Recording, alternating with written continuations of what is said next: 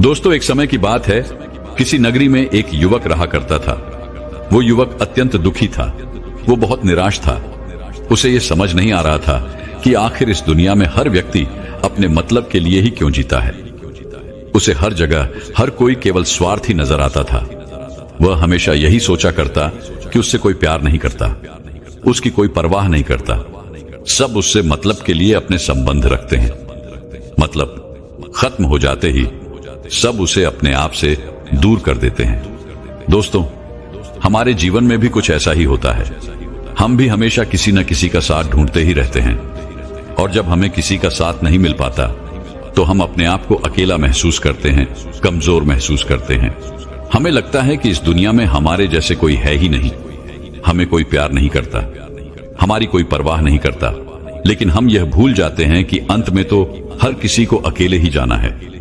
वह व्यक्ति अपने इस अकेलेपन से बहुत परेशान हो चुका था, जिस कारण एक दिन उसने अपना घर छोड़ दिया और एक रास्ते पर निकल पड़ा। उसके मन में कई सारे विचार थे। उन विचारों में मग्न होकर वह उस रास्ते पर आगे की ओर बढ़ता ही जा रहा था। तभी उसे रास्ते में एक आश्रम दिखाई पड़ा। वह उस आश्रम की ओर आगे बढ़ा। तभी उसने देखा कि एक गुरु अपने शिष्यों को ध्यान करना सिखा रहे हैं, और उन्हीं शिष्यों में से एक शिष्य ने अपने गुरु से कहा, है गुरु, आखिर यह ध्यान क्या है और इस ध्यान को करने से हमें क्या लाभ? तभी वह गुरु अपने उस शिष्य के इस सवाल का जवाब देते हुए कहते हैं, पुत्र, ध्यान ही सच है और ध्यान हमें अकेला कर देता है। हम जितने ज्यादा अकेले होते जाते हैं उतना ही हम ध्यान में उतरते चले जाते हैं, और यही अकेलापन तुम्हें सत्य के मार्ग पर ले जाता है, तुम्हें सत्य की प्राप्ति करवाता है। वह युवक आश्रम के बाहर खड़े होकर यह सब कुछ देख रहा था, सुन रहा था। जैसे ही उसने उन गुरुवर के मुख से यह सारी बातें सुनी, वह दौड़ा दौड़ा उन गुरुवर के पास आया और कहने लगा, है गुरुवर, यदि ध्यान हमें अकेला कर देता है तो इसका मतलब यह हुआ कि मैं इन सब चीजों में श्रेष्ठ हूं। आप तो ध्यान का सहारा लेकर अकेले होते हैं, लेकिन मैं तो ऐसे ही अकेला हूं। मेरा ऐसा कोई नहीं है जिसे मैं अपना कह सकूं, जो मेरी परवाह करता हो, जो मेरा ख्याल रखता हो, और मैं अपनी राह पर अकेला ही चलता चला जा रहा हूं। उस व्यक्ति की ये सारी बातें सुनकर उन गुरुवर ने उस व्यक्ति को ध्यानपूर्वक देखा और उसके बाद उससे कहते हैं, भंते, अगर तुम अकेले हो तो तुम्हारे पीछे तुम्हारा पूरा परिवार, तुम्हारे मित्र, तुम्हारे शत्रु, तुम्हारे सगे संबंधी, इन सब को लेकर तुम कहां जा रहे हो? उन गुरुवर के मुख से यह बात सुनकर वह व्यक्ति चौंक उठा और उसने तुरंत ही पीछे मुड़कर देखा तो वहां पर कोई नहीं था। तभी वह उन गुरुवर से कहता है गुरुवर, कौन है मेरे पीछे? कोई तो नहीं, न मेरे परिवार वाले, न मेरे मित्र, न मेरे शत्रु, और न ही मेरे सगी संबंधी। मैं तो सबको पीछे छोड़ आया हूं, क्योंकि कोई मुझे नहीं पूछता, कोई मेरी परवाह नहीं करता, कोई मेरा ख्याल तक नहीं रखता, यहां तक कि मेरी कोई आवाज तक नहीं सुनना चाहता। लेकिन जब किसी के ऊपर कोई समस्या आती है तो वह मुझे अवश्य याद करता है, पर बाकी समय पर वह मुझे पूछते तक नहीं। उन्हें यह तक खबर नहीं होती कि मैं किस हाल में हूं, मैं जिंदा भी हूं या नहीं। उन सबको इन सब चीजों से कोई फर्क नहीं पड़ता। उन गुरुवर ने उस व्यक्ति की यह सारी बातें ध्यानपूर्वक सुनी और उसके बाद उस युवक से कहते हैं, भंते, तुम सही कह रहे हो, लेकिन जब तक तुम इन सभी को छोड़कर नहीं आते तब तक तुम भला अकेले कैसे हो सकते हो? वह व्यक्ति एक बार फिर से आश्चर्यचकित होकर पीछे मुड़कर देखता है और फिर उन गुरुवर से कहता है गुरुवर, यहां पर तो कोई नहीं है, मैं अकेला ही यहां पर आया हूं। लग रहा है कि आप मेरा मजाक उड़ा रहे हैं। मेरे पीछे कोई नहीं है, आप खुद देख सकते हैं, तो फिर आप ऐसा क्यों कह रहे हैं कि जाओ और इन्हें छोड़कर आओ? जब मेरे साथ कोई है ही नहीं तो मैं भला उन्हें कहां छोड़ूं, कैसे छोड़ूं? उस युवक की ये सारी बातें सुनकर वह गुरुवर मुस्कुराने लगे और उस युवक से कहते हैं, भंते, आखिर तुम मुझसे क्या चाहते हो? इस पर वह युवक उन गुरुवर से कहता है गुरुवर, मैं आपका शिष्य बनना चाहता हूं, मुझे कोई साथी चाहिए, मुझे अपना शिष्य बना लीजिए, मैं जीवन भर आपका आभारी रहूंगा। उस युवक की यह बातें सुनकर उन गुरुवर ने कहा, भंते, तुम चाहो तो यहां पर 1 महीने रह सकते हो, उसके बाद ही मैं यह निर्णय कर पाऊंगा कि क्या मुझे तुम्हें अपना शिष्य बनाना चाहिए या फिर नहीं। लेकिन तुम्हें मेरी एक बात माननी होगी, तुम्हें इन 30 दिनों के अंदर ध्यान का अभ्यास करना होगा। अगर तुम ये कर सकते हो तो तुम यहां पर अगले 1 महीने के लिए रुक सकते हो, अन्यथा तुम्हारे लिए यहां पर कोई जगह नहीं। उस व्यक्ति ने काफी सोच विचार कर उन गुरुवर से कहा, है गुरुवर, आप जैसा कहेंगे मैं वैसा ही करूंगा। आप चाहते हैं कि मैं इन 30 दिनों में ध्यान का अभ्यास करूं, तो मैं यह करने के लिए तैयार हूं। उस व्यक्ति ने उन गुरुवर की बात मान ली और आश्रम में ही रुक गया। अगले दिन सुबह सुबह वह गुरुवर उस व्यक्ति के पास आए और उस व्यक्ति से कहने लगे, भंते, तुम किससे बात कर रहे हो? तुम्हारा ध्यान कहां है? इस पर वह व्यक्ति जवाब देते हुए कहता है गुरुवर, मेरे साथ तो कोई नहीं है, मैं भला किससे बात करूंगा, मैं तो अकेला हूं। तभी वह गुरुवर उस व्यक्ति से कहते हैं, ठीक है, लेकिन अब ध्यान लगाओ, क्योंकि तुमने मुझे वचन दिया था कि इन 30 दिनों में तुम ध्यान का अभ्यास करोगे। उन गुरुवर के कहने पर वो व्यक्ति ध्यान करने बैठ जाता है, लेकिन पहले दिन उसे ध्यान करने में बहुत तकलीफें आती हैं, बहुत सारी परेशानियों का सामना करना पड़ता है, यहां तक कि वो ढंग से लगातार बैठ भी नहीं पा रहा था। उसके पैर मानो सुन्न से हो जाते और उसका पैर मानो काम करना ही बंद कर देता। ये सारी बातें वह गुरुवर देख रहे थे। तभी उन गुरुवर ने उस व्यक्ति से कहा, बनते, तुम जितना देर चाहो उतना देर बैठ सकते हो। ये ऐसा कोई जरूरी नहीं है कि तुम एकाएक लगातार बैठे ही रहो। यदि तुम्हें थोड़ी तकलीफ है तो तुम उठ सकते हो, टहल सकते हो और फिर आकर बैठ सकते हो। इतना कहकर वह गुरुवर वहां से चले गए। अगले दिन सुबह सुबह फिर वह उस व्यक्ति के पास आए और उस व्यक्ति से कहने लगे, भंते कौन है, किससे बातें कर रहे हो, कोई आया है क्या? उन गुरुवर की इस बात का जवाब देते हुए वह व्यक्ति उन गुरुवर से कहता है गुरुवर, यहां पर तो कोई नहीं है, आप खुद देख लीजिए, मैं भला किससे बातें करूंगा। तभी वह गुरुवर एक बार फिर उस व्यक्ति से कहते हैं, चलो ध्यान का अभ्यास करो। तभी वह व्यक्ति उन गुरुवर से कहता है गुरुवर, क्या केवल आंखें बंद करके बैठ जाना, इसे ही ध्यान कहते हैं? अगर इसे ही ध्यान कहते हैं तो यह तो बड़ा ही आसान है और इसे तो कोई भी कर सकता है, केवल आंखें बंद करके बैठना ही तो है। इसका जवाब देते हुए वह गुरुवर उस व्यक्ति से कहते हैं, भंते, केवल आंखें बंद करके बैठ जाना इसे ध्यान नहीं कहते। ध्यान करने के लिए तुम्हें अपने मन को एकाग्र करना होगा, अपने मन को किसी एक चीज पर लगाना होगा। वह कोई भी चीज हो सकती है, बाहर की कोई आवाज या तुम्हारे भीतर से आने वाली ये सांसें, इन सांसों के अंदर और बाहर होने की आवाज। तुम ऐसी किसी भी चीज पर ध्यान लगा सकते हो जो लगातार वर्तमान समय में घट रही है, ताकि तुम्हारा पूरा ध्यान उस चीज पर एकाग्र हो और तुम्हारा ध्यान कहीं भी भटके नहीं, जिस कारण तुम उस पर ध्यान लगा पाओगे। और एक बात और याद रखना, जब तुम उस चीज पर ध्यान लगाओगे तो तुम्हारा ध्यान हटना नहीं चाहिए। इतना कहकर वह गुरुवर वहां से चले गए। अगले दिन जब वह सुबह सुबह एक बार फिर उस व्यक्ति से मिलने आए तो उन्होंने एक बार फिर उस व्यक्ति से कहा, भंते, आज कौन आया है, किससे बातें कर रहे हो? बड़ी जोर जोर से आवाज आ रही है। तुम यहां पर खुद शांति पाने आए हो या फिर दूसरों को अशांत करने के लिए? वह व्यक्ति उन गुरुवर से कहता है गुरुवर, पर यहां पर तो कोई है ही नहीं, तो मैं भला किससे बात करूंगा? यहां तक कि अभी तक मेरे मुख से एक शब्द तक नहीं निकला है, तो फिर आपको कैसे जोर जोर की आवाजें कहां से आ रही हैं? और जब मैंने एक शब्द भी नहीं बोला तो मैं भला दूसरों के लिए अशांति का कारण कैसे बन सकता हूं? तभी वह गुरुवर उस व्यक्ति से कहते हैं, ठीक है, चलो ध्यान का अभ्यास करो। तभी वह व्यक्ति उन गुरुवर से कहता है गुरुवर, मेरा एक प्रश्न है, क्या मैं आपसे पूछ सकता हूं?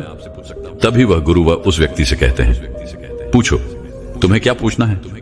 तभी वह व्यक्ति उन गुरुवर से कहता है गुरुवर, आप कहते हैं किसी भी एक चीज पर ध्यान लगाओ जो वर्तमान समय में घट रही हो, उस पर अपना पूरा ध्यान लगा दो।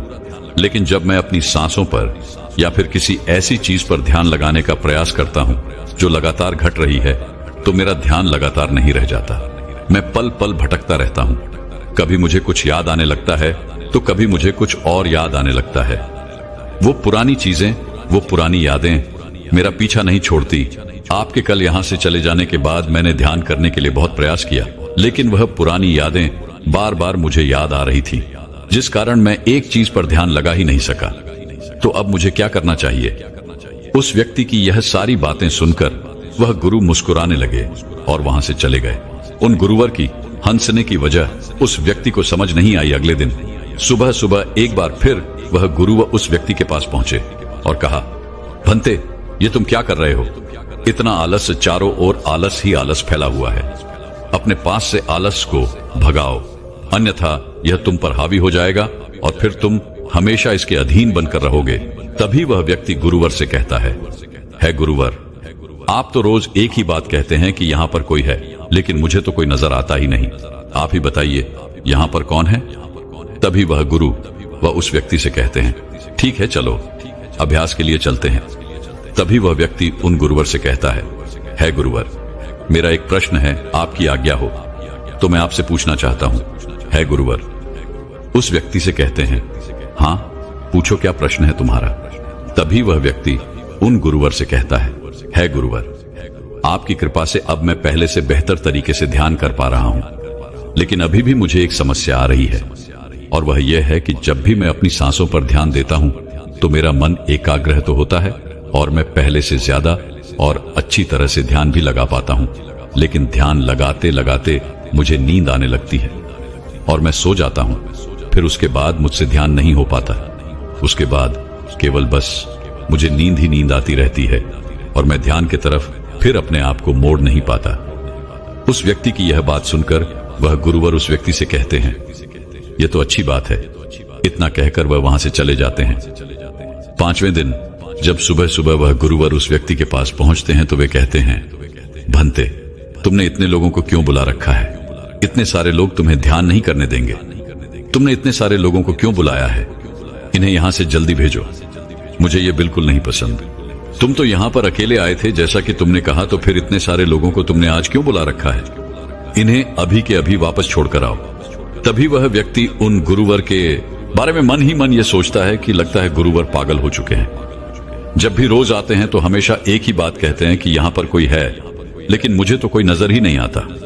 बड़ी विनम्रता से उन गुरुवर से कहा, है गुरुवर, शायद आपकी आंखें जो देख पा रही हैं वह मैं नहीं देख पा रहा हूं। मुझे तो यहां पर कोई नजर नहीं आता। फिर आपको कैसे? यहां पर लोग ही लोग नजर आ रहे हैं। फिर गुरुवर उस व्यक्ति से कहते हैं, अच्छा ठीक है, चलो अब ध्यान का अभ्यास करते हैं। तभी वह व्यक्ति उन गुरुवर से कहता है गुरुवर, मुझे ध्यान के वक्त नींद आती थी। जैसा कि मैंने आपको बताया था, उस पर तो मैंने नियंत्रण पा लिया, लेकिन अब जब भी मैं ध्यान करने बैठता हूं, किसी एक चीज पर अपना ध्यान केंद्रित करता हूं, तो मेरे मन में विचारों का सैलाब होता है। मानो विचारों की बाढ़ सी आ जाती है। इतने विचार तो आंख खोलकर भी मैंने कभी नहीं देखे होंगे, जितने की आंखें बंद करने के बाद मुझे नजर आते हैं। और इन विचारों में कुछ ऐसे विचार भी मेरे मन में आते हैं जिनके बारे में आज तक मैंने सोचा तक नहीं है। मुझे उनके बारे में कुछ भी नहीं पता। ये सब क्यों हो रहा है गुरुदेव? उन गुरुवर ने उस व्यक्ति की यह बात सुनकर उस व्यक्ति से कहा, अच्छा ऐसा हो रहा है। इतना कहकर वह गुरुवर वापस चले गए। अगले दिन सुबह सुबह वह गुरुवर एक डंडा लेकर उस युवक के पास पहुंचे और एक डंडा जड़ते हुए उस युवक से कहते हैं, मैंने तुम्हें पहले ही कहा है, इतने सारे लोग मुझे पसंद नहीं, तुम्हें इन्हें छोड़कर आना होगा। आखिर तुम रोज रोज इन्हें क्यों ले आते हो? इतनी भीड़ इकट्ठा करके तुम्हें क्या लाभ? आज के बाद यह यहां पर नहीं आने चाहिए। इस बात का ख्याल रखना।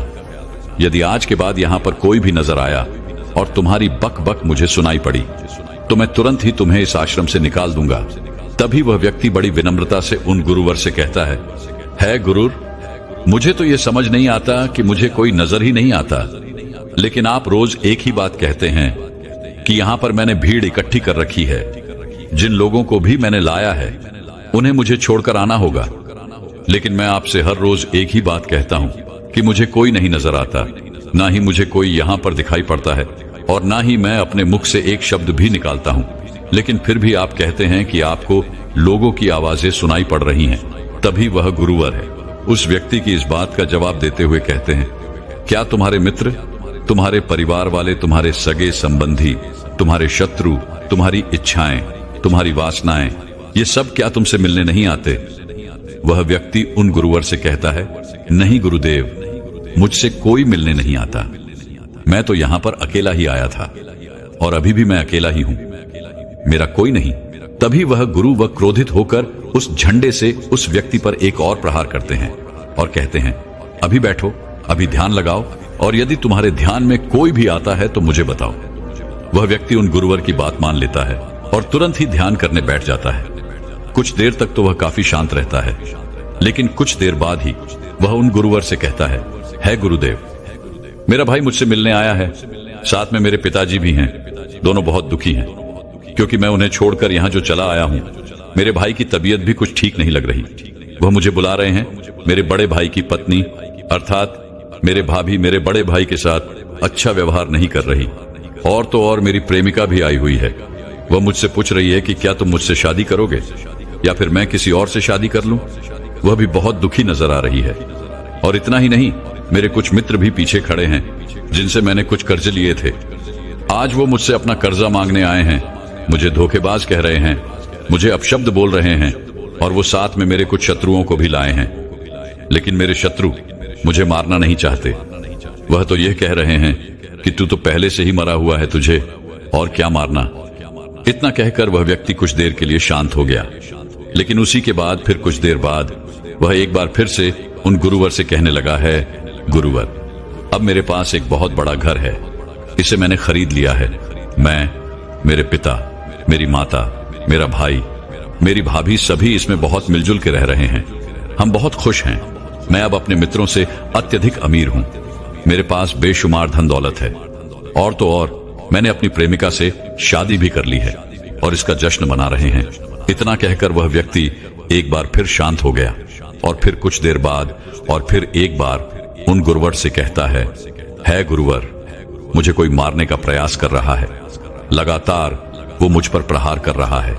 मैं उसका चेहरा देखने का प्रयास कर रहा हूं, लेकिन मुझे उसका चेहरा नजर नहीं आ रहा। इतना कहते कहते वह उन गुरुवर से कहता है, गुरुदेव, ये तो आप हैं जो मुझे मार रहे हैं, और यह भी कह रहे हैं कि इतनी भीड़ को लेकर क्यों आए हो और इन्हें लेकर कहां जा रहे हो। मेरे साथ तुम्हें अकेले ही चलना होगा। इतना कहकर वह व्यक्ति ध्यान से उठ गया और उनको रुके चरणों में गिर पड़ा और उनसे कहने लगा, है गुरुदेव, आप सही थे। आप जो हमेशा कहते थे कि इस भीड़ को लेकर मैं कहां जा रहा हूं, आप हमेशा यही कहते थे कि इन सबको छोड़कर आओ, लेकिन मुझे कोई नजर नहीं आता था। लेकिन आज मैंने उन सबको देख लिया जिन्हें मैं अपने साथ लेकर आया था, जिन्हें मैं अपने साथ लेकर घूम रहा था। हर कोई मेरे साथ ही है, मेरे पास है। लेकिन मैं ये सोच रहा था कि आखिर मैं इतना बेचैन क्यों हूं और मेरी बेचैनी की वजह क्या है। उस व्यक्ति की यह सारी बातें उन गुरुवर ने ध्यानपूर्वक सुनी, और उसके बाद वो वहां से चुपचाप उठकर चले गए। उसके बाद से वो गुरुवर उसके पास कभी नहीं आए। लेकिन वह व्यक्ति हर रोज ध्यान का अभ्यास कर रहा था, और पूरे 1 महीने बाद जब वह उन गुरुवर के पास पहुंचा तो उन गुरुवर से कहने लगा है, गुरुवर, जैसा कि आप कहते थे कि मैं हमेशा अपनी भीड़ को अपने साथ लेकर घूमता हूं, तो आज मैंने उस भीड़ को विदा कर दिया है और अब मैं बिल्कुल अकेला हूं। मेरे साथ कोई नहीं, मेरे साथ आप भी नहीं है, यहां तक कि मैं खुद अपने साथ नहीं हूं। मैं एक परम शांति महसूस कर रहा हूं। अब मुझे ऐसा प्रतीत होता है कि अब मेरे जीवन में कोई समस्या नहीं है, कोई समाधान नहीं है। मैं बहुत हल्का महसूस कर रहा हूं, मैं बहुत अच्छा महसूस कर रहा हूं, और इस शांति में जो आनंद है इसका क्या कहना। तभी वह गुरुवर उस व्यक्ति से कहते हैं, भंते, अगर तुम चाहो तो इस अकेलेपन को लेकर तुम अपनी दुनिया में वापस जा सकते हो। अव्याधि, तुम उस संसार में वापस भी लौट जाओ। भले ही लोग तुम्हारे आसपास क्यों न रहे, भले ही पूरी भीड़ तुम्हारे साथ क्यों न रहे, लेकिन फिर भी तुम अकेले ही रहोगे। फिर चाहे वह तुम्हारे रिश्तेदार हो, सगे संबंधी हो, परिवार वाले हो, तुम्हारे मित्र, तुम्हारे शत्रु, तुम्हारी भावनाएं या फिर तुम्हारी प्रेमिका, इन सब के साथ रहकर भी तुम पूर्ण रूप से अकेले ही रहोगे। और इतना ही नहीं, तुम्हारे जीवन में जब भी कोई बुरी परिस्थितियां आएंगी तब भी तुम बिल्कुल अकेले और शांत रहोगे, और तुम हर परिस्थितियों का समाधान निकालने में भी अब पूरी तरह सक्षम हो चुके हो। और यदि अब तुम चाहो तो मैं तुम्हें अपना शिष्य बना सकता हूं, क्योंकि हो सकता है तुम्हें यह लग रहा हो कि यह 30 दिन तो पूरे खत्म हो चुके, लेकिन ध्यान का मार्ग अभी शुरू हुआ है। और याद रहे कि अभी तो बहुत कुछ सीखना है, जानना है, लेकिन कुछ रखना नहीं है। यह मार्ग अभी शुरू हो रहा है, और यह मार्ग अति लंबा है, और इस मार्ग की शुरुआत शांति से ही होती है। तभी वह व्यक्ति उन गुरुवर को प्रणाम करता है और उनसे कहता है गुरुवर, मैं अपने घर वापस लौटना चाहता हूं, अपने उस संसार में वापस जाना चाहता हूं ताकि मैं अपनी जिम्मेदारियों को निभा सकूं और साथ ही साथ इस मार्ग पर भी आगे बढ़ सकूं। यदि आपकी आज्ञा हो। इतना कहकर वह व्यक्ति शांत हो गया। तभी वह गुरु मुस्कुराने लगे और उस व्यक्ति से कहते हैं, भंते मन शांत हो तो सब हो सकता है। तुम संसार में रहकर भी अकेले रह सकते हो, लेकिन एक बात याद रखना कि हमें सीखना बहुत कुछ है, जानना बहुत कुछ है, लेकिन रखना कुछ भी नहीं। अब तुम जा सकते हो, तुम्हारा कल्याण हो। तो दर्शकों, चलिए अब ज्यादा सोचने के ऊपर अगली कहानी की शुरुआत करते हैं। संपूर्ण मानव जाति एक दौड़ में लगी हुई है, एक ऐसी दौड़ जो कभी पूरी नहीं होती, जो उसके जन्म के साथ शुरू होती है और मरने तक उसका पीछा नहीं छोड़ती। लेकिन क्या कभी आपने ध्यान दिया है कि यह दौड़ किस चीज की है? जरा ठहर कर खुद से पूछिए कि आप किसके पीछे दौड़ रहे हैं और वास्तव में क्या यह दौड़ कभी पूरी हो सकती है? जिन भौतिक सुख सुविधाओं को इकट्ठे करने में इंसान लगा रहता है, क्या वास्तव में वो भौतिक सुख सुविधाएं उसे शांति या फिर आनंद प्रदान कर सकती है? सिकंदर ने मरने से पहले अपने सभी मंत्रियों को कहा था कि जब मेरी अर्थी उठाई जाए तो मेरा शरीर ढका हुआ नहीं होना चाहिए, मेरी हथेलियां खुली होनी चाहिए, ताकि सारी दुनिया यह देख सके कि जो सिकंदर पूरी दुनिया को जीत सकता था, वो भी अपने साथ कुछ नहीं ले जा सका। उसके हाथ खाली के खाली रह गए। लेकिन जीवन की बागडोर ऐसी होती है कि उसे कभी ठहरने का वक्त ही नहीं मिलता। कभी वह सोच विचार ही नहीं करता कि जीवन का सबसे बड़ा सुख क्या है और इसके विपरीत जीवन का सबसे बड़ा दुख क्या है। सुख सुविधाएं तो बहुत लोग इकट्ठा कर लेते हैं, लेकिन सही मायने में उसका भोग कितने लोग कर पाते हैं? वही भौतिक वस्तुएं जो उसने अपने आनंद, अपनी शांति के लिए संग्रहित की थी, वही सुख सुविधाएं उसके दुख का कारण बन जाती हैं। जब पैसा नहीं कमाया था तो पैसा ना होने का दुख था, और जब पैसा कमा लिया तो वही पैसा उसके बच्चों के लिए या उसके लिए झगड़े का कारण बन जाता है। तो फिर कैसे सुख सुविधाएं, किन चीजों के पीछे आप भाग रहे हो? आज की जो कहानी मैं आप लोगों को सुनाने वाला हूं, उसमें आपको जीवन का सबसे बड़ा दुख और सबसे बड़ा सुख पता चलेगा। इससे पहले कि आप इस कहानी में खो जाएं, इस चैनल को सब्सक्राइब जरूर कर लें। तो चलिए कहानी शुरू करते हैं। अपनी गरीबी के दिन याद करके सेठ धनानंद की आंखों में आंसू आ गए। आज उसने जीवन में सब कुछ हासिल कर लिया था। सारी सुख सुविधाएं उसके पास थी। घर में नौकर चाकर थे, हजारों लोग उसके नीचे काम करते थे, जो उसकी एक आवाज पर उसके पास खड़े होते थे। लेकिन फिर भी आज सब कुछ हासिल कर लेने के बाद भी वो दुनिया में अपने आप को सबसे गरीब आदमी समझ रहा था। आखिरकार अपनी गरीबी के दिन याद करके उसकी आंखों में आंसू आ गए। उसके पास कुछ नहीं था, लेकिन तब भी वो प्रसन्न रहता था। लेकिन आज सब कुछ होने के बाद भी वो प्रसन्न नहीं था। और दुनिया में वही आदमी सबसे गरीब होता है जो सब कुछ होते हुए भी अकेला महसूस करता है। उसे एहसास होने लगा था कि धन संपदा या भौतिक सुख सुविधाएं उसके मन की पूर्ति नहीं कर सकती। लेकिन अब तो बहुत देर हो चुकी थी। उसका पूरा जीवन बीत चुका था। अब पूरे जीवन की कमाई उसे व्यर्थ लगने लगी। उसे लगने लगा कि उसने जो कुछ कमाया वो सब यूं ही था, व्यर्थ था। ये एहसास उसे जीवन में पहले कभी नहीं हुआ था। काश उसे ये एहसास पहले हो गया होता तो वह ठहर जाता, रुक जाता, रुककर चिंतन करता कि जो चीज वह इकट्ठी कर रहा है, क्या वास्तव में वह इकट्ठी करने लायक है? अगर उसे यह बात पहले पता चल गई होती तो वो अपने जीवन में सार्थकता खोजने की कोशिश करता। वो उस रहस्य के बारे में खोज करता जो उसके मन की पूर्ति करता, जो उसका अकेलापन दूर करता, जो उसके जीवन को संपूर्ण बना देता।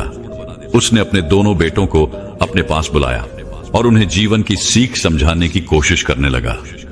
सेठ ने अपने बेटों से कहा कि बेटा, मेरे को तो जीवन में कोई बताने वाला नहीं था, सही रास्ता दिखाने वाला कोई था ही नहीं, इसलिए मैं उस रास्ते पर चलता रहा जिसका कोई अंत नहीं था।